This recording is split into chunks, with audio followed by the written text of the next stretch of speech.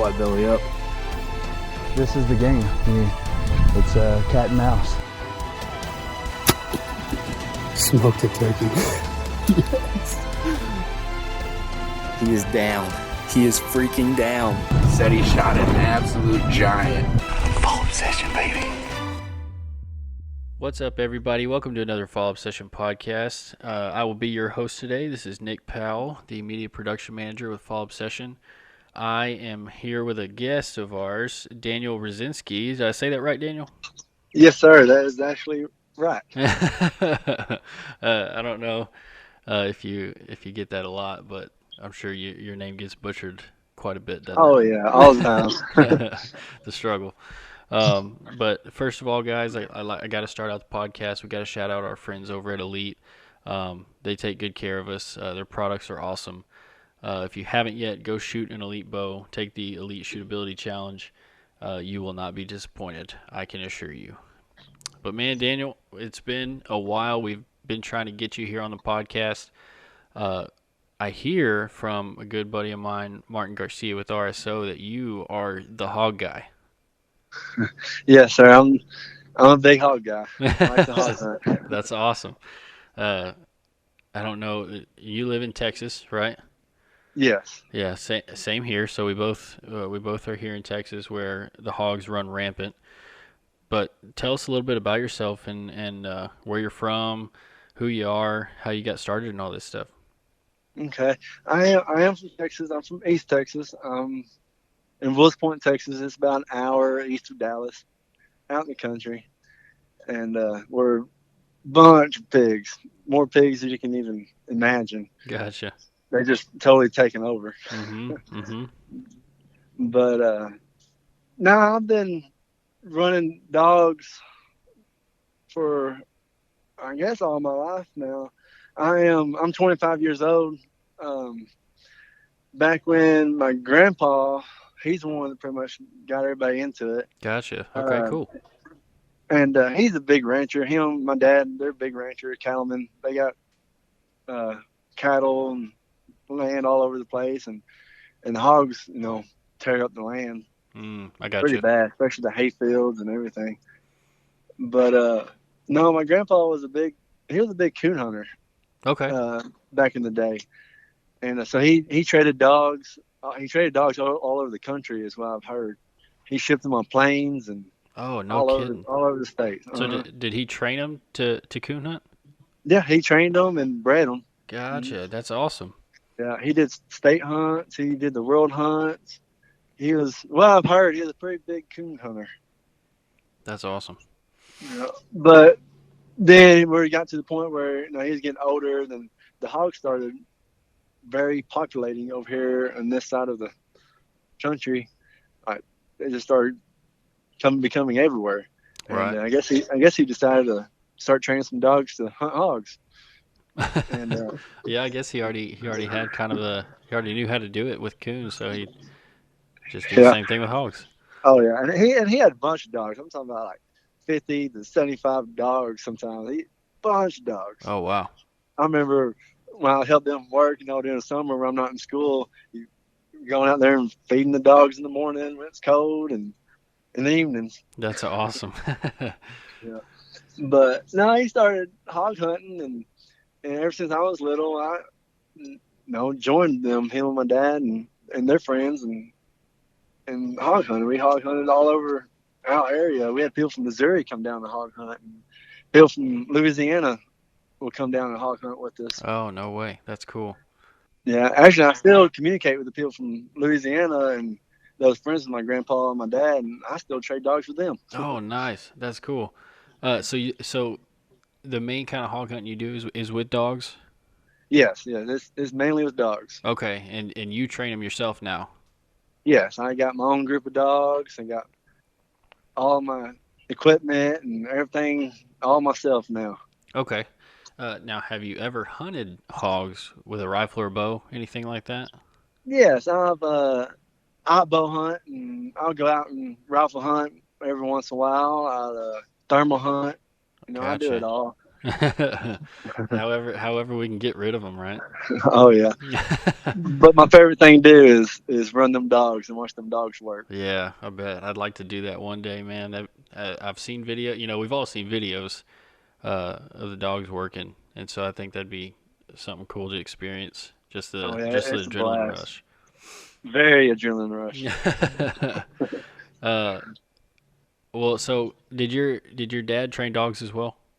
Yes, yeah, him and he was a coon hunter too back when he was a little kid Okay, and growing up with grandpa and he was into hog hunting also. so it's in the family. Then you got your third generation hog dogger. Yeah, yeah. That's cool. That's cool.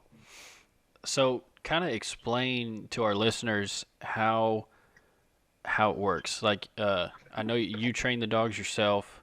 What all goes into training them?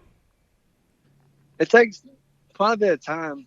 You got your bay dogs and your catch dogs, Okay, which that was another question I had actually was the different jobs because I know different dogs do different things, and so you got bay dogs and catch dogs. yes, Okay, exactly, yes. gotcha. And the bay dogs, I train them to go and find the hogs, and then they'll bay them up, barking at them, and like stop them for me and the catch dogs to get to them to return the catch dogs loose, and then the catch dogs will go in and catch the pig. Gotcha. Okay, so that's a big broody dog that you see just like slamming into the hog in the videos. Yeah, yeah. That's cool. So, I mean, how does it even start? How do you even start a hunt? I guess you could say. I mean, we gather up my dogs and get my make sure my equipment's charged up, and I got my track collars. I got every dog has a track collar where I know exactly where they're at. And today's reality, the track collars tells you everything they do. Okay. It ain't like back when Grandpa was hunting. He had a big antenna sticking up in the air, and it just beat. That's funny. I never understood how he did that. Right. It just beeps and he says, "Oh, they're that way." Now I got a handheld that tells me exactly how far they are, or if they're on a creek, or anywhere. Oh wow. Okay. Man, that's crazy. Yeah, but Technology. oh yeah, it's came a long ways. But yeah, just my bay dogs, I run my track collars on, and my catch dogs, I vest them up in vests, so they're the ones that's going to get hit hard and really get cut up if they're not wearing a vest. Okay. Yeah, that makes sense. Even though some of the bay dogs, they do get rough and they do try to catch. Sometimes some of them think they are a catch dog, You get a little big for and the britches. yeah, exactly. But but no, that's how I get started. I like to invite some buddies over and turn them dogs loose, and let them work, and it's just awesome to see how them dogs work and how they find them pigs. Yeah. What is it specifically that you like more about um, hunting with dogs compared to hunting with a rifle or a bow? Well, hunting with a rifle or a bow, thermal hunting, it's a blast. I like it too. Don't get me wrong, it is awesome, but running with the dogs and then you get to experience watching the dogs work and the adrenaline rush when you hear them dogs start barking at a hog. It just gets me going. I've Gotcha. taken I've taken people on guided hunts before from up north, out of state where they don't have hogs, Right. Right. and that's what they say. Like, why would I, try to stab a hog when I can sit in the stand and shoot one? And and they just think we're crazy how we do this. Yeah. I stab hogs. I don't shoot them or anything when I'm hogging with my dogs. I stab them, and they're like, "Man, y'all are crazy." Well, once they first do it for the first time, they're like, and they get their adrenaline pumping. They're like, "Oh my gosh, this is awesome!" And I love seeing a person for the first time going in there and stabbing the first pig, and just see the look on their face and their eyes, and just think how wild this is. Yeah. Yeah. That would be an experience for sure. Oh yeah, it is. We've I've taken some people from up north that came down, and we was on horses one time, and me and my buddy actually roped a pig in the field. while the dogs were chasing other pigs, and they just thought it was insane. That's awesome. So have you done the riding like one of the side by sides through the field and just popping them? Yeah, actually, just did that just the other day, No kidding. and then That's a cool. week ago. Oh yeah, I do that quite a bit. We catch them in the field. That's pretty fun too. Um, Catch them in the field and either run them over, Yeah. or you get a pistol and you shoot them on the way. I actually got a couple of videos I'm gonna be uploading here probably this week about that. And I got some dogs where I can turn loose in the field and they'll run them down and catch them. Dadgum, that's cool. And they're not. I mean, they're not slow animals either. Oh no, they're fast. Yeah, faster And than you pigs think. slow, they're not. Yeah, I had a buddy of mine. He told me a story. He goes solo camping every now and then, and he told me a story. He's never been much of a hunter, and he went out camping one day, ran in he came face to face with a big old boar, and he said he tried to outrun it, and eventually I guess it just gave up on him because uh, he said he just started running, and he said he didn't think those suckers were that fast.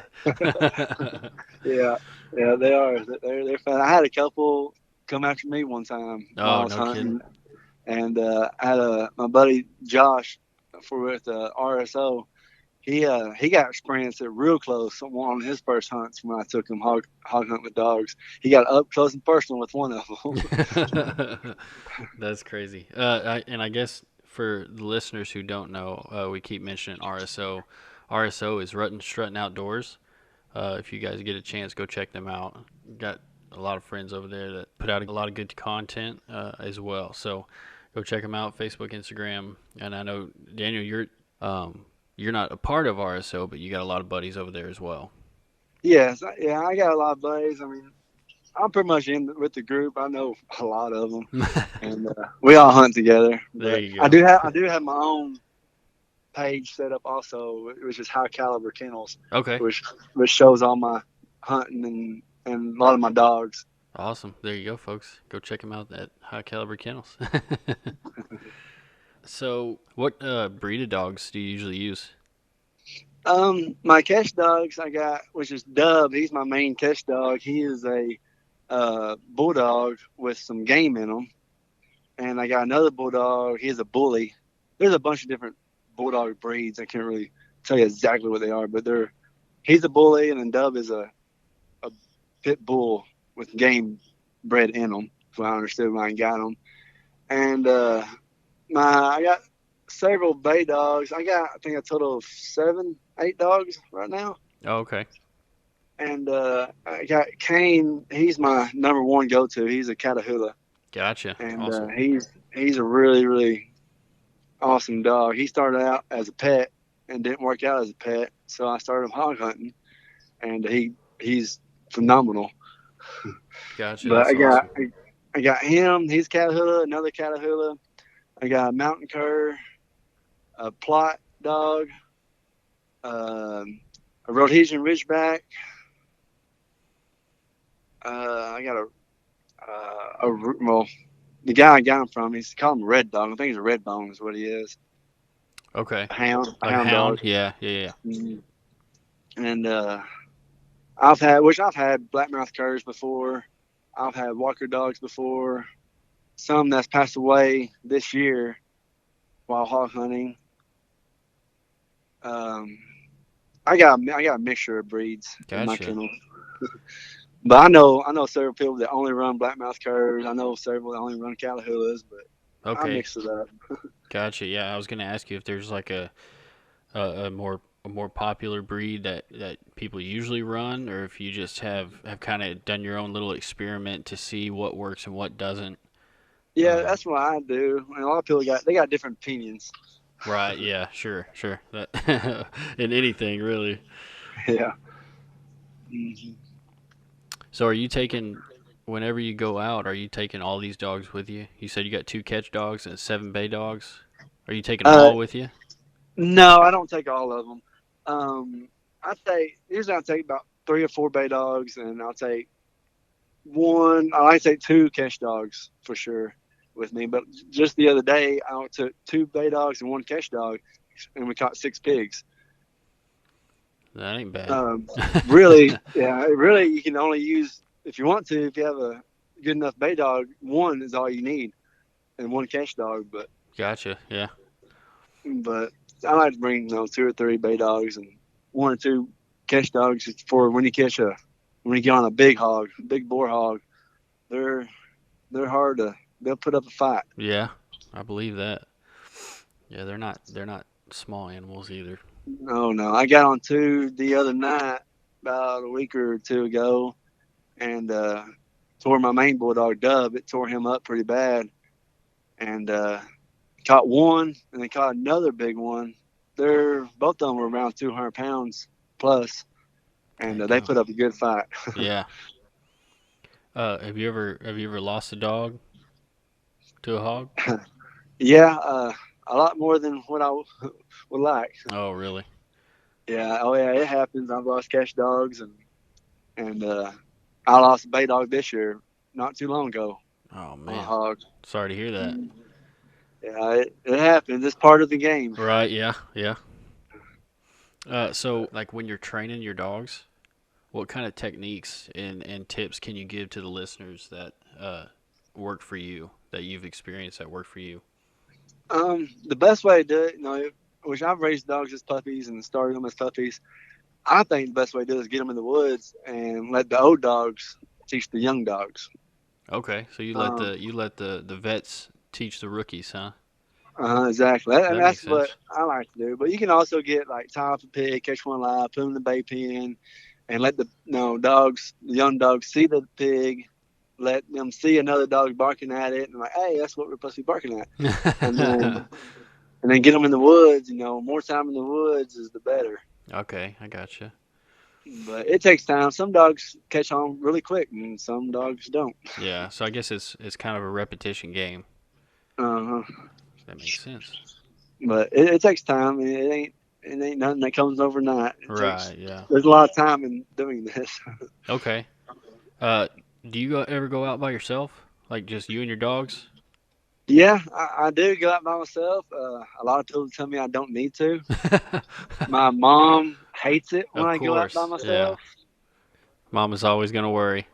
Oh yeah. But sometimes I get home after work and I just get the itching for it, and I'm like, oh, I gotta go, and can't get nobody to go with me, so I just go by myself, and yeah, it's sketchy. It is. I came up on some hogs one time, catch a hog, and it takes me 10, 15 minutes just to get close to it to catch it. Oh, really? Yeah, because the bulldogs are hanging on them, but they're so big that they still drag the bulldogs all over the place. Yeah. I know I don't need to be doing it by myself, but I do. Do you ever take I mean, I know you like the knife, but do you ever take like a just in case pistol? Yeah, I do.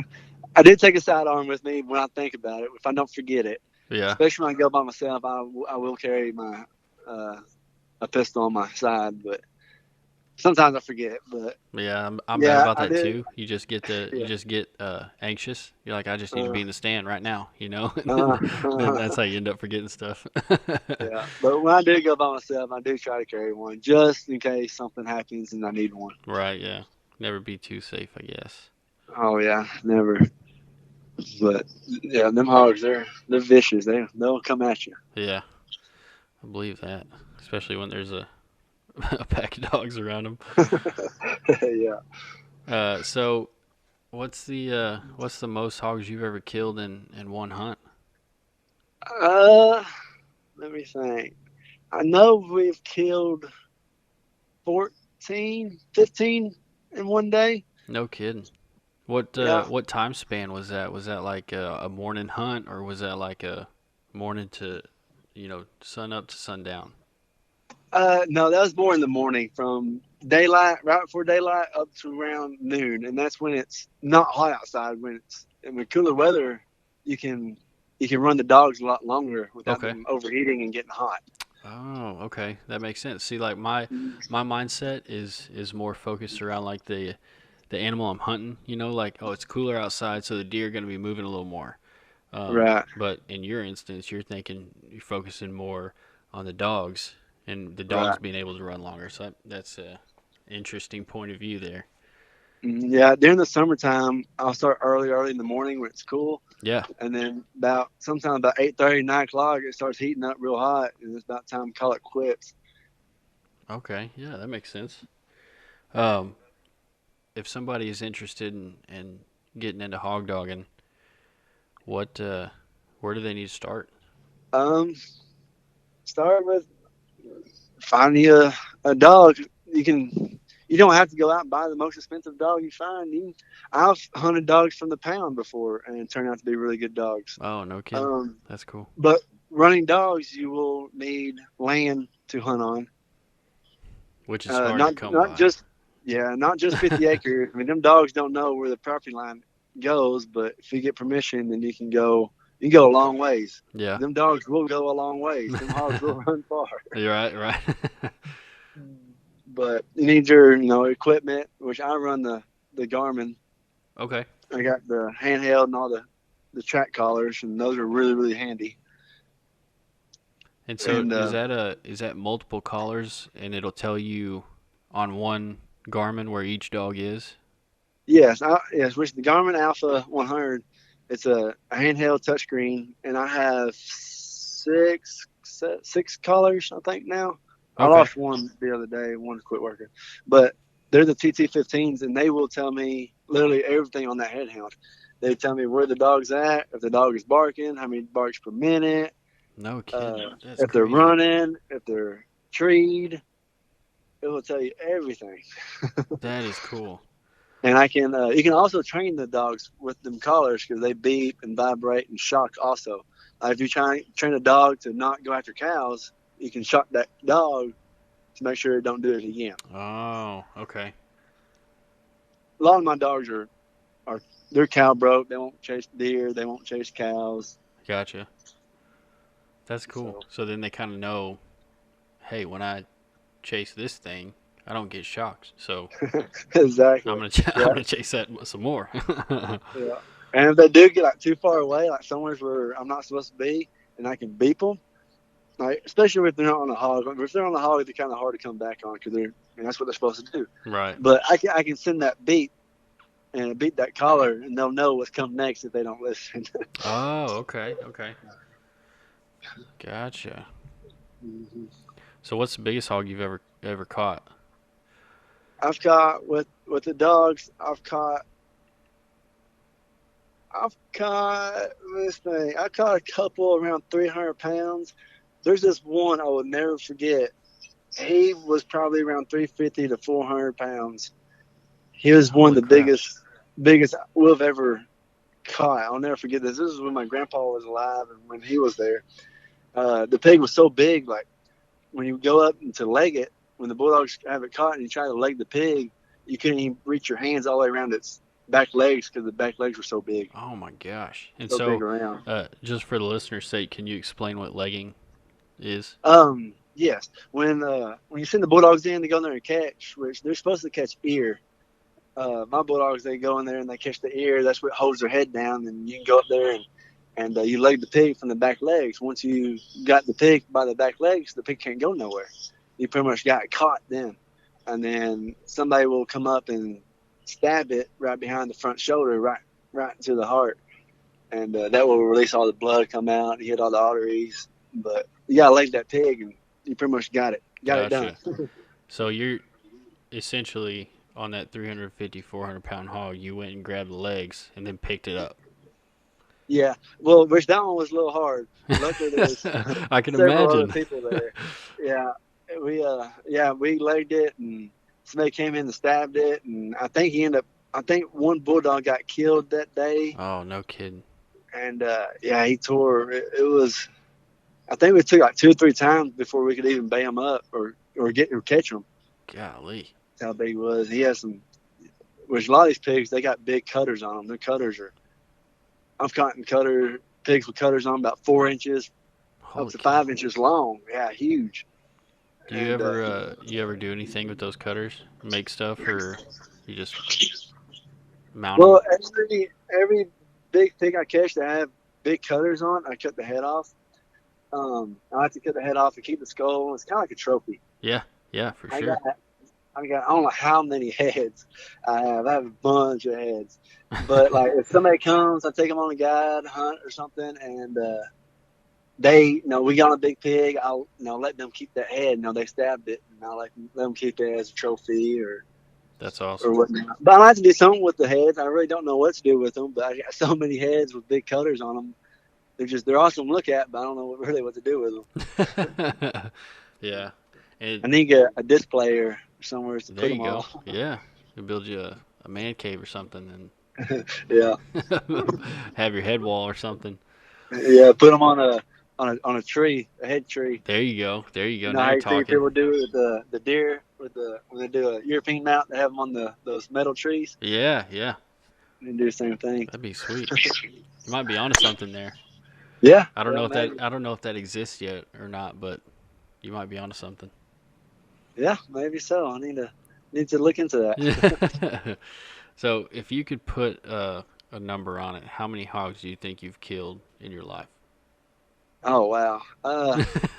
It's a tough one, right? Really don't know. Yeah, I remember not last year, but the year before. Just me and my buddy, we kept count with the hogs. Just running dogs, killing them with dogs, and counting everything over 50 pounds. We killed 100 hogs in that one year. And that's over 50 pounds. So who knows Oh how yeah, many we were killed. underneath that?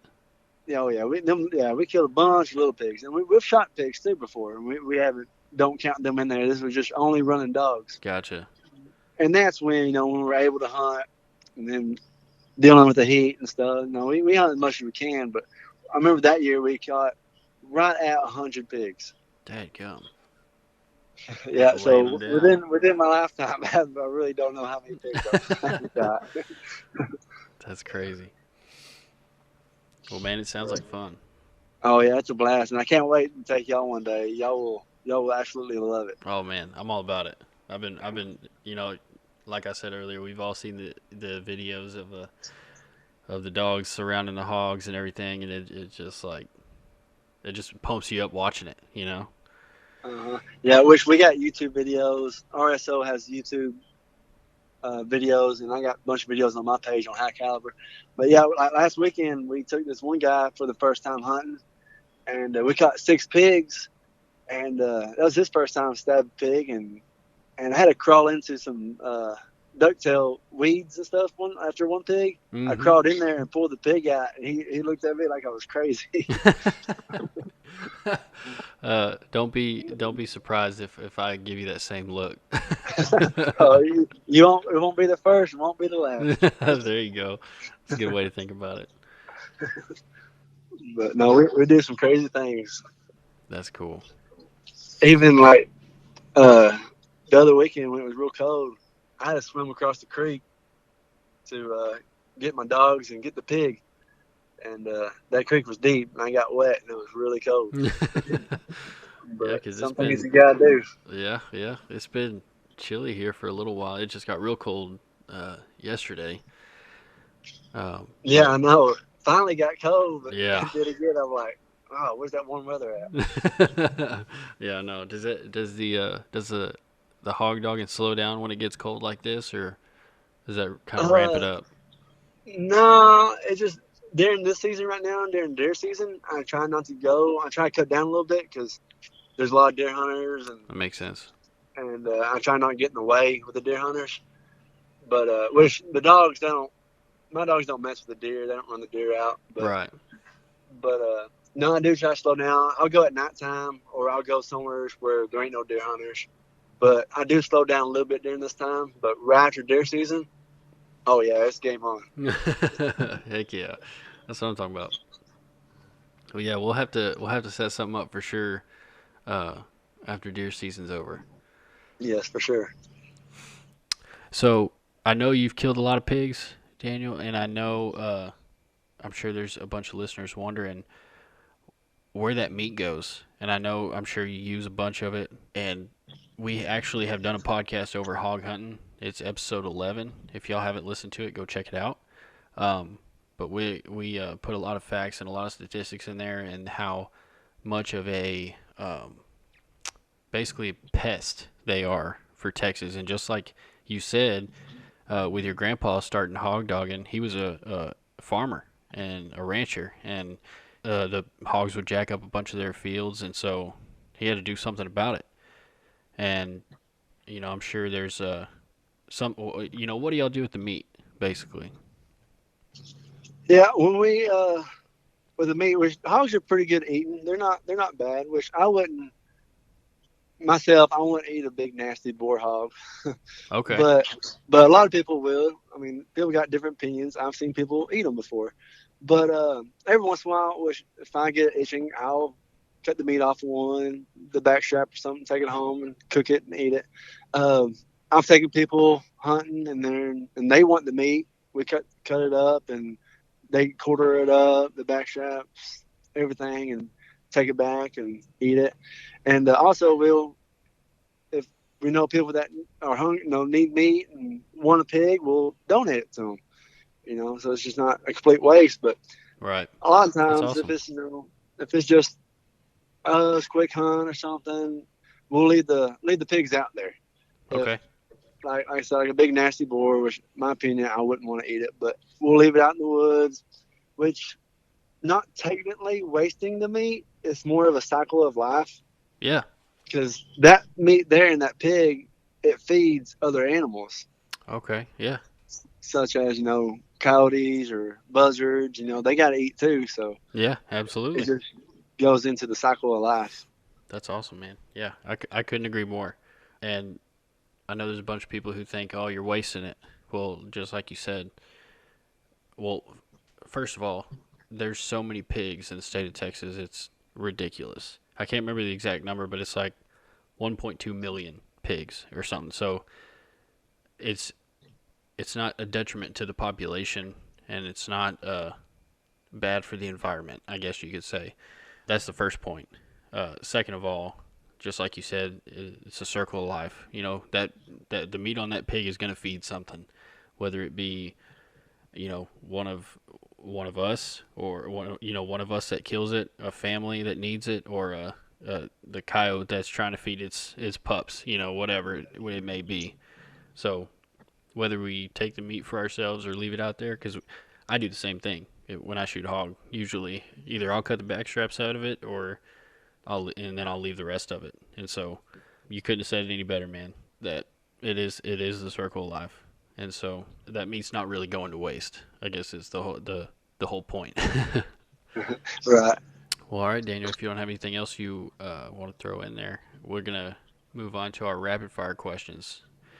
And our rapid fire questions, they're not really rapid fire, but every time we have a new guest on the podcast, we ask them these 3 questions. So whenever you're ready, I'll hit you with question number 1. Okay. What is your favorite hunting memory? Favorite hunting memory. It would be which obviously it'll be hunting hogs and dogs. Probably be the last memory I hunted with my dad and my grandpa, and to always have that memory as they no longer do it anymore, to be able to share it with others and maybe my future kids, and being able to tell the stories like I have today. But just there's a bunch of memories, but my favorite one will be when all of us were out hunting one morning and just a normal hunt. It ain't nothing special, but just good bonding time with grandpa and dad, and listening to him tell those stories and catching hogs. Yeah, that's awesome. And we've said it many, many, many times on this podcast that, man, that's what hunting is all about. It's about family, getting everybody together, and just enjoying the outdoors together. Mhm. So that's cool. I'm glad y'all got to share that, especially since they can't do it no more. Yes, sir. Um, all right, question number 2. What is a bucket list hunt? It doesn't have to be a hog hunt. It can be whatever hunt you want to do. A bucket list hunt that you have not gotten to do yet. Huh. A bucket list hunt. Uh, I've always wanted to shoot a big game animal, such as like an elk or or a moose, something big game. I always thought it'd be cool to go and do the experience as the stealth hunting and going through the woods and camping and living off the land. I've always thought that would be awesome to do. Okay, yeah, I got you. Yeah, me and you are on the same page then, because that's one of mine as well. Oh, really? Yeah. All right, man. Number 3. What is so usually this one is kind of centered around the topic of the podcast. So, and I know we kind of touched on it earlier, I think, but what is the biggest piece of advice you could give to someone who maybe is wanting to start hog dogging or just wanting to start hunting hogs, period? Do it. That's something you always want to do. Go and experience it. Go with a friend or come hunt with me one day and they get the feel for it. And if it's something you would like to get into, you can get into it. It's something amazing to do, and it's a blast. And there's several people that do it, but not a whole lot of people do it anymore. Yeah, that's a fact. You guys have the invite right there. If that's something y'all are interested in doing, y'all go check Daniel out. It is High Caliber Kennels. Is that right? Yes, I am on Facebook and Instagram. There you go, folks. Well, Daniel, man, I appreciate you getting on the podcast with us. It's been a blast, man. Oh yeah, I appreciate it. Thank you very much, and I've enjoyed it. Yeah, we'll get something on the books for sure, and we'll get out there, and I'm ready to stab a hog. Oh yeah, I love to get you on one. I love seeing the first timers doing it. That's what gets me going. That's awesome. All right, well, thank you guys for listening. We are gonna wrap it up here. As always, go check out fallobsession.com. That is the hub. That's where you'll find all of our videos, all of our content. You can listen to the podcasts on there. We got reviews, recipes, all kinds of stuff on there. So y'all go check that out. Like our Instagram, Facebook. Follow us on Twitter. You can go check out our YouTube. Subscribe to this podcast as well. It's on all major avenues that you can listen to a podcast. So go do that. But we will holler at you later, and thanks for listening to the Fall Obsession podcast. We'll see you later.